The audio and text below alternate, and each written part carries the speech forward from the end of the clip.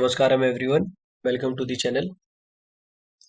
बहुत सारे लोगों ने सदगुरु के द्वारा जो रुद्राक्ष कॉन्सिक्रेट करे गए थे महाशिवरात्रि में, चाहे पिछले साल हो चाहे इस साल हो, मंगाए और काफी सारे लोगों तक पहुंचा भी होगा। कुछ लोग ऐसे हैं जिन तक रुद्राक्ष पहुंचे नहीं है, पर जितनी मेरी जानकारी है, अगर आप लोग दोबारा ईशा को मेल लिखेंगे तो आपको रुद्राक्ष मिल सकते हैं।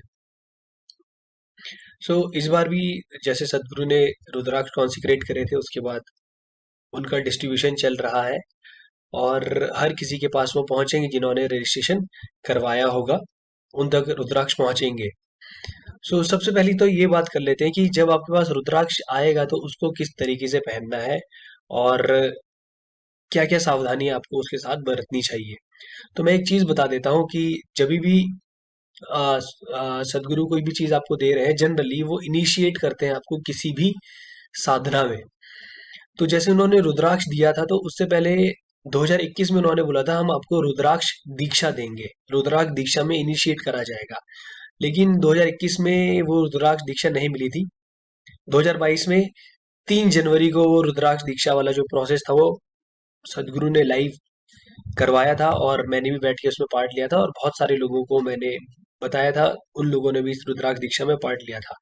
तो जिन लोगों के पास रुद्राक्ष लेट में पहुंचे थे, वो लोग क्या करें, दोबारा रुद्राक्ष दीक्षा होगी या नहीं होगी, इसके बारे में मुझे मालूम नहीं है। पहले कहा तो गया था कि दोबारा भी रुद्राक्ष दीक्षा होगी, पर सदगुरु का शेड्यूल इतना बिजी है जिसके बारे में आप सोच भी नहीं सकते। सो मुझे लगता है नहीं है कि अभी कुछ समय तक रुद्राक्ष दीक्षा होगी, क्योंकि 100 दिन तो उनका सेफ सॉइल मूवमेंट चल रहा है। उसके बाद का मुझको मालूम नहीं है कि क्या होगा। तो इस चीज से आपको घबराने की जरूरत नहीं है कि जो रुद्राक्ष आपके पास पहुंच गया, रुद्राक्ष आपके पास पहुंच जाएगा। इस रुद्राक्ष को रिसीव कर किस तरीके से करोगे, रुद्राक्ष आपके घर में आ गया, रुद्राक्ष दीक्षा कैसे लोगे। यूट्यूब पे वो वीडियो अवेलेबल है, हिंदी में भी है, इंग्लिश में भी है। वो वीडियो देखकर सदगुरु आपको गाइड करते रहेंगे किस किस तरीके से क्या करना है। वो वीडियो देखकर आप रुद्राक्ष दीक्षा में इनिशिएट हो जाएंगे। तो रुद्राक्ष दीक्षा में एक्चुअली है क्या कि ये जो रुद्राक्ष है, इसको आपको अपने शरीर की एनर्जीज के साथ सिंक्रोनाइज करना है। कुल मिला के बात ये है, ताकि ये आपके शरीर के इर्द गिर्द एक एनर्जी का घेरा बनाता तो है ही, और ये आपके साथ सिंक्रोनाइजेशन में रहे तो ये अच्छे स्तर पर काम करेगा। जो आपकी उन्नति या प्रगति होगी वो और अच्छे से होगी जब आप उस प्रोसेस में इनिशिएट होंगे। मैं आपको पहले ही बता रहा हूँ, मैंने भी बहुत सारे लोगों को रुद्राक्ष पहनते हुए देखा है, बहुत सारे एस्ट्रोलॉजर्स को एक दूसरे के रुद्राक्ष देते हुए देखा है, मतलब सॉरी, एक दूसरे को नहीं, लोगों को रुद्राक्ष देते हुए देखा है। पर आज तक मैंने रुद्राक्ष दीक्षा या इस तरीके का कोई वर्ड नहीं सुना था। इनिशिएशन भी होता है, ऐसा कोई प्रोसेस मेरे को नहीं मालूम है, क्या पता बहुत सारे लोगों को मालूम हो। जनरली जनरली बहुत सारे लोगों को नहीं मालूम होता है। कुछ लोग जो किसी गुरु के अंडर दीक्षा ले रहे हो या गुरु के अंडर ही वो अपना जीवन बिता रहे हो, उनको मालूम हो सकता है, परंतु इतने लार्ज स्केल पर किसी को रुद्राक्ष देना किसी आम व्यक्ति के बस की बात नहीं है। तो जो प्रोसेस आपको उस वीडियो में करवाया जाएगा, आप उस प्रोसेस को पूरा फॉलो करना। वो 1 घंटे का प्रोसेस है और इस बात की मैं मतलब जिम्मेदारी ले सकता हूँ एक तरीके से कि आपको उस पूरे प्रोसेस के दौरान एनर्जीज बहुत अच्छी तरीके से फील होंगी, और जब आप वो एनर्जाइज रुद्राक्ष पहनोगे तो आपको अलग ही फील आएगा। मैं आपको बता देता हूँ, उन दिनों जिन दिनों ये रुद्राक्ष दीक्षा चली थी, उन दिनों भैरवी साधना भी चल रही थी। तो मैंने हाथ में अभय सूत्र भी पहना था, भैरवी का लिंक पेंडेंट भी पहना, वो पेंडेंट पेंडेंट भी पहना हुआ था। और ये रुद्राक्ष कॉन्सिक्रेट होने के बाद जब मैंने रुद्राक्ष पहना, तो इसकी एनर्जी इतनी हाई थी कि मुझसे ज्यादा देर ये बॉडी में पहना नहीं गया। तो मैंने लिंक भैरवी पेंडेंट, हालांकि उसमें पेंडेंट भी जो था वो भी एनर्जाइज था, अभय सूत्रा भी एनर्जाइज था, तो एनर्जी कुछ ज्यादा ही होगी थी, तो मैंने ये उतार कर रख दिया था। अब अगर आपने उतार के कहीं पर रखना है, तो आप इसको किसी कॉटन के कपड़े में रखना है या सिल्क के कपड़े में रखना, ऐसी फर्श पे मत रख देना। और सबसे बड़ी बात यही, हो सके तो रुद्राक्ष को कभी उतारना नहीं। और इसके साथ साथ और भी चीजें मैं बताऊंगा कि आपको किस तरीके से सावधानी बरतनी है। जिस दिन आप रुद्राक्ष दीक्षा में इनिशिएट हो जाओगे, उसके बाद वो कहते हैं कि आपको रुद्राक्ष दीक्षा मतलब रुद्राक्ष के साथ रोज कोई प्रोसेस करना होगा। वो प्रोसेस क्या है, कुछ नहीं है, बहुत ही सिंपल है। हाथों के बीच में ये रुद्राक्ष को ऐसे लेकर योग योगेश्वराय जो चैंट है उसको 5 बार करना है। वो चैंट आपको यूट्यूब में मिल जाएगी। नहीं मिलेगी तो मैं इस वीडियो के डिस्क्रिप्शन में दे दूंगा, आप वहां से जाकर 5 बार एक दिन में योग योगेश्वराय चैंट आपको करनी है, हाथों के बीच में रख के इसको। रोज आप इसको एनर्जाइज करोगे, आपकी एनर्जीज के साथ ये सिंक्रोनाइजेशन में आएगा, तो आपकी ग्रोथ बहुत अच्छी होगी। ग्रोथ हर तरीके की है, जो स्पिरिचुअली इंक्लाइंड लोग हैं उनके लिए तो बहुत बढ़िया है, और साथ ही साथ जो लोगों की बॉडी में अनस्टेबिलिटी रहती है, किस सेंस में, एनर्जीज में इनस्टेबिलिटी रहती है, अनस्टेबिलिटी रहती है, वो लोग इसको पहनेंगे तो उनको, जैसे बहुत सारे लोग ऐसे होते हैं जिनको अगर वो किसी अनजानी जगह पे चले जाए तो उनको नींद नहीं आती, या एक्सटर्नल फैक्टर्स उनको बहुत जल्दी प्रभावित कर देते हैं, तो ऐसे लोगों के लिए रुद्राक्ष बहुत फायदेमंद, या एक तरीके से बोलो चमत्कारिक भी सिद्ध हो सकता है। और जो लोग साधना कर रहे हैं रेगुलर इंटरवल पे, ये रुद्राक्ष आपके इर्द गिर्द एनर्जी का घेरा क्रिएट कर देगा, तो बाहर से आने वाली जो निगेटिव एनर्जीज है उनका इफेक्ट आपके ऊपर नहीं पड़ेगा। और इन द सेंस, चाहे किसी भी एनर्जी की फिर बात कर लो, आपके ऊपर कुछ निगेटिव इफेक्ट ये रुद्राक्ष पढ़ने नहीं देने वाला है। जब आप किसी को कॉन्सेक्रेट करते रहोगे दिन प्रतिदिन, तो बिल्कुल भी आपके साथ आ, आपके ऊपर कोई निगेटिव एनर्जीज का कोई फर्क नहीं पड़ेगा। तो हाथों के बीच में रख के इसको इस तरीके से आपको योग योगेश्वर आएगा 5 बार चैंट करना है। और चैंट किस समय करनी है? संध्या काल होते हैं कुछ, जैसे सूर्योदय से 10 मिनट पहले और सूर्य उदय के 10 मिनट बाद तक। दिन के जो 11:50 से लेकर 12:10 के बीच में भी एक संध्या काल होता है, और शाम को भी सूर्यास्त से 10 मिनट पहले और सूर्यास्त के 10 मिनट बाद। ये 3 संध्या काल है। और भी संध्या काल होते हैं, बट जनरली जो लोग परिवार में रहते हैं उनके लिए बाकी संध्या काल्स के बारे में जानने की जरूरत नहीं है। तो आप सुबह उठ के भी कर सकते हो, या दिन में 11:50 से 12:10 के बीच में। और जनरली जब आप ये करेंगे तो आप ये कोशिश करना कि आपका पेट खाली रहे, पेट भरा हुआ ना रहे, क्योंकि उसमें साफ साफ इंस्ट्रक्शन दिए गए थे कि खाना खाने के 2.5 घंटे बाद आप ये कर सकते हो, ये वाला प्रोसेस। तो आपको करना है क्या है? पहले रुद्राक्ष दीक्षा लेनी है, रुद्राक्ष दीक्षा में इनिशिएट होना है, उसके बाद डेली ये प्रोसेस करना है। अब मान लो कि डेली ये प्रोसेस करना आपके लिए पॉसिबल नहीं है, तो आप क्या करोगे? मंडे को, अमावस्या को और पूर्णिमा को, ये 3 दिन आपको करना ही करना है इस रुद्राक्ष को कॉन्सिक्रेट।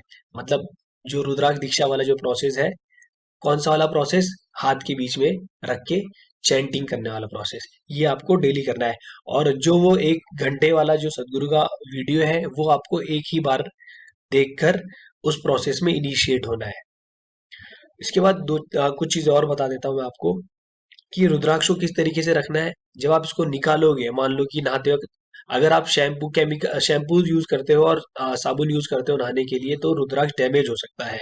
तो उस समय रुद्राक्ष आप उतार कर रख दें, और उतार के जब रखोगे तो किसी कॉटन के कपड़े में रखना। और साथ ही साथ ये ध्यान रखना, कभी भी रुद्राक्ष मेटल्स पे टच ना हो, क्योंकि इसकी एनर्जी कंडक्ट अवे हो सकती है। और कभी भी इसको सीमेंट के फ्लोर पे भी नहीं रखना है।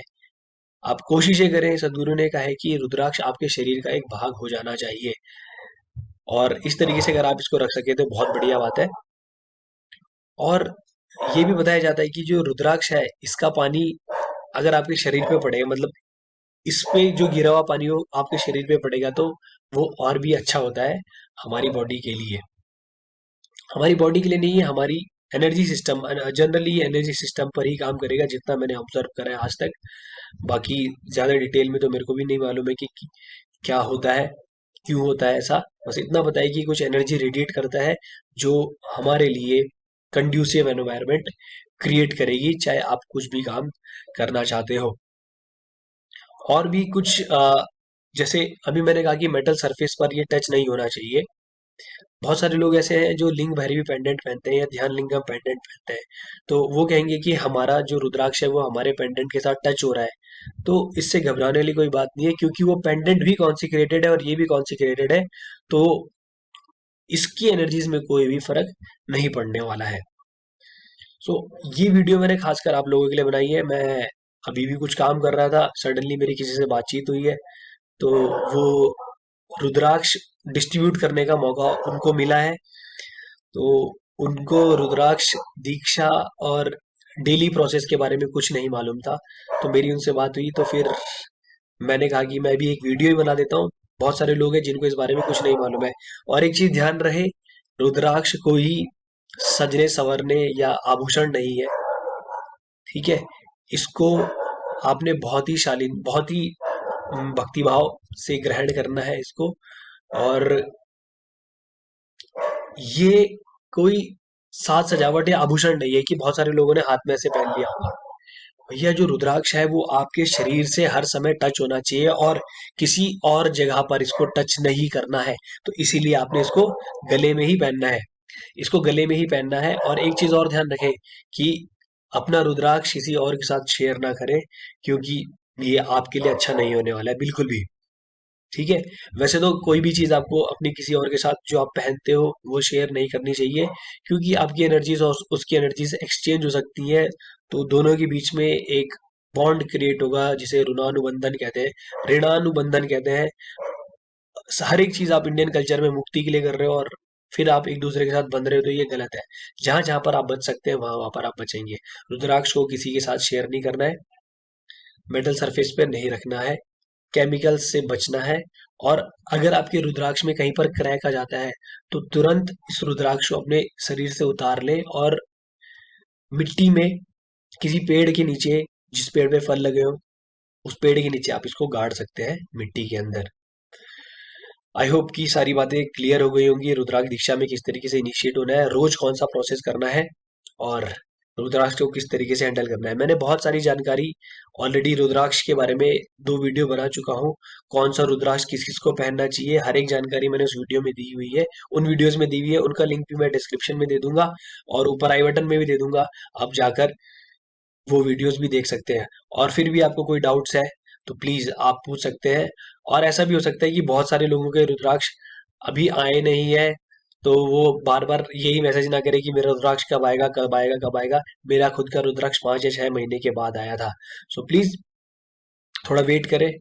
नहीं भी आया तो वो तो फ्री का ही था, आपका कोई नुकसान नहीं हो रहा है। और अगर आपको मंगाना ही है, आपको रुद्राक्ष पहनना ही है, तो आदि योगी रुद्राक्ष ईशालाइव.com पे अवेलेबल है। 175 रुपए का है, आप उसको भी खरीद सकते हो।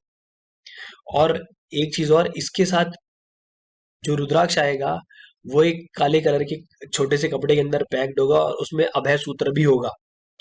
वो अभय सूत्र को आपने रुद्राक्ष रुद्राक्ष को उस अभय सूत्र में डालना है और फिर गांठ बांध के पहन लेना है। आपको ये मत पूछना कि इसमें कितनी गांठ बांधनी है, ऐसा कुछ भी नहीं है। जिस जितनी गांठ में ये आपका गांठ खुले ना उतनी गांठ बांध लेना है इसमें और फिर पहन लेना। बार बार ये निकालने में दिक्कत होती है, तो आप ध्यान ऐसा आप कर सकते हैं कि शैम्पू वगैरह से नहाने से बचें और हर्बल पाउडर और हर्बल शैम्पू से आप नहाना शुरू करें। मिलते हैं अगली वीडियो में। डॉक्यूमेंट्री श्री ब्रह्मा वाली चल रही है, गौतम बुद्धा के ऊपर मैं बहुत डिटेल्ड वीडियो बनाऊंगा। केवल गौतम बुद्धा नहीं, बुद्ध, एक बुद्ध होने का मतलब क्या होता है, इसके बारे में डिटेल्ड वीडियो बनने वाली है। भूत शुद्धि के ऊपर भी वीडियो आएगी, अंग मर्दना के ऊपर भी वीडियो आएगी और योगासनास के ऊपर मैं थोड़े दिनों बाद बनाऊंगा। लेकिन इस समय अंग मर्दना मेरी लिस्ट में है। तुरंत के तुरंत 2-3 दिन के अंदर वीडियो बना के थोड़ा टाइम लेके अपलोड करूंगा, क्योंकि डेली भी अपलोड, मान लो कि एक हफ्ते तक डेली अपलोड करा और उसके बाद बंद हो गए, ऐसा भी नहीं करना है। सो अगर कोई भी फिर भी डाउट आ जाते हो तो कमेंट सेक्शन में कमेंट कर दीजिएगा। मेरी तरफ से मैं पूरी कोशिश करूंगा कि आपके इश्यूज रिजॉल्व हो सके। सो मिलते हैं अगली वीडियो में, तब तक के लिए नमस्कार, धन्यवाद।